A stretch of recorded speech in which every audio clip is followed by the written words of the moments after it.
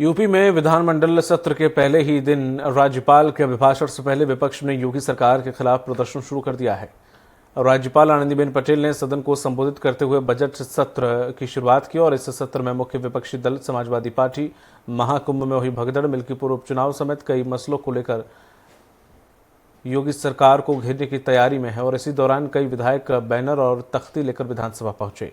इस पर स्वराज एक्सप्रेस के संवाददाता ने सपा के रविदास मेहरोत्रा से खास बातचीत की।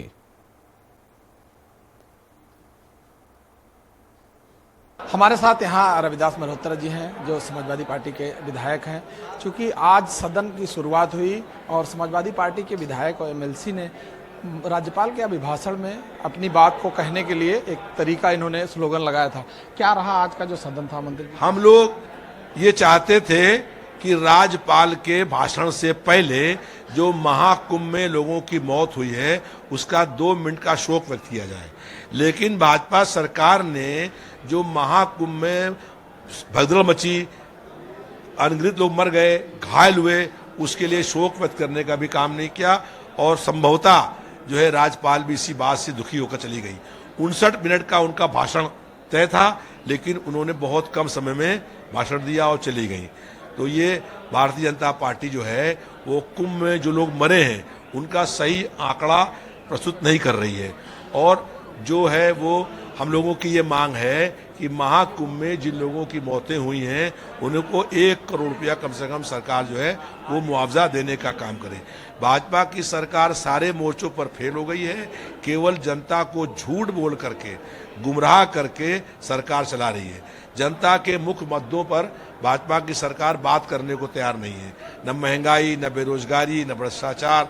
और जो राज्यपाल जी भाषण पढ़ने के लिए आई थी वो केवल झूठ का पुलिंदा था, सरकार के फर्जी आंकड़े थे और सरकार की फर्जी तारीफ करने का काम जो है राज्यपाल जी करने आई थी। इसलिए हम लोगों ने राज्यपाल जी का विरोध करने का काम किया। डिप्टी सीएम ब्रजेश पाठक ने समाजवादी पार्टी के मुखिया अखिलेश यादव के लिए उन्होंने कहा है कि महाकुंभ में इतनी ज्यादा तादाद में श्रद्धालु आ रहे हैं जिसे देखकर उनके जो बोल हैं वो बदल गए हैं, वो दुनिया भर के अनाप शनाप बात कर रहे हैं। क्या कहेंगे? श्रद्धालु वहां पर अपने आप आते हैं। 12 साल के बाद जब महाकुंभ होता है तो वहां करोड़ों लोग नहाने आते हैं, उनकी श्रद्धा है।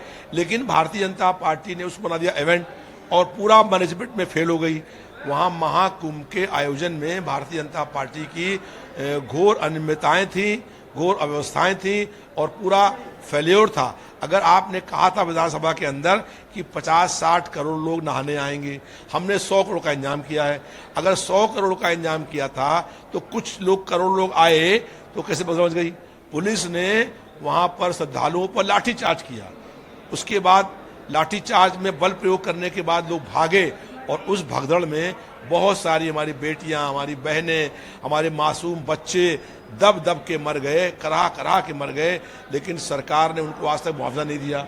हम लोग अगर ये मांग कर रहे हैं कि जो लोगों की मौत हुई है उसको 1 करोड़ रुपया मुआवजा दिया जाए। जो लोग मरे वो भी तो हिंदू थे, सनातनी थे, उस पर सरकार उनको मुआवजा क्यों दे रही है? रेलवे स्टेशन पर दिल्ली में जो है भगदड़ मची, प्लेटफॉर्म चेंज कर दिया गया, कौन दोषी है? भाजपा की केंद्र सरकार, रेल मंत्रालय जिम्मेदार है और वहां 18 लोगों की मौत हो गई, 25 लोग घायल हुए। इन सब मौतों के लिए भाजपा की सरकार दोषी और जिम्मेदार है और जनता को उनको जवाब देना पड़ेगा। इसीलिए केवल अपना बजट पूरा करने के लिए हाउस कर रहे हैं 10,000 दिन का। हमारी मांग है कि 22-23 फरवरी को और 1-2 मार्च को जो उन्होंने अवकाश किया है, 26 फरवरी को शिवरात्रि है, कोई बात नहीं, बाकी 4 दिन अवकाश क्यों किया है, उस दिन जो है वो हाउस चलना चाहिए। एक अंतिम सवाल, इस बार महाकुंभ के अलावा भी समाजवादी पार्टी ने सरकार को घेरने के और क्या क्या रणनीति बना रखी है? ये लगातार महंगाई बढ़ रही है, जीएसटी बढ़ाने का काम हो रहा है, बेरोजगारी बढ़ रही है, अपराध बढ़ रहे हैं और हम लोग नारा दिया है जब से भाजपा आई है बहन और बेटी घबराई है, अपराधों में बेतहाशा वृद्धि हो रही है। हमने कहा है कि जो उत्तर प्रदेश में टॉप 20 अपराधी हैं उनकी लिस्ट जारी कर दो उनकी लिस्ट जारी कर दें तो पूरा प्रदेश जान जाएगा कि 20 अपराधी भारतीय जनता पार्टी के नेता हैं। जिस कारण से अपराध बढ़ रहा है, हम इन मुद्दों को उठाने का काम करेंगे। जनता को बिजली, पानी, स्वास्थ्य सेवाएं नहीं मिल रही हैं और स्वास्थ्य सेवाओं में बड़ा घोटाला हुआ 1 लाख रुपए का, जो मैं कल जो है उजागर करने का काम करूंगा। बिल्कुल, रविदास मल्होत्रा विधायक जी समाजवादी पार्टी के हैं। इन्होंने पूरी तरह सरकार को घेरने के लिए और भी समाजवादी पार्टी की जो रणनीति है उसको बताया और इनका ये मानना है कि उत्तर प्रदेश सरकार कई मामले में घिरी हुई है, जिसके लिए ये भारतीय जनता पार्टी को घेरने का पूरी तरह से रणनीति तैयार कर रही है। वीडियो जर्नलिस्ट मुस्तफा के साथ पवन सिंह, स्वराज एक्सप्रेस, लखनऊ।